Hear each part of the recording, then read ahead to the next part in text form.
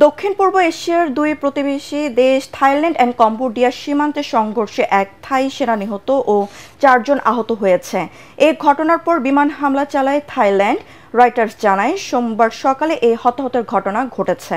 এর আগে রোববার দুপুরে কম্বোডিয়ার সীমান্তবর্তী থাই প্রদেশ সিসাকেত এ দুই দেশের সেনাবাহিনীর মধ্যে গুলি বিনিময় হয়।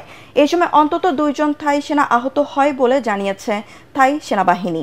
এই ঘটনার পর পাল্টা জবাব দেয় থাই সেনাবাহিনী।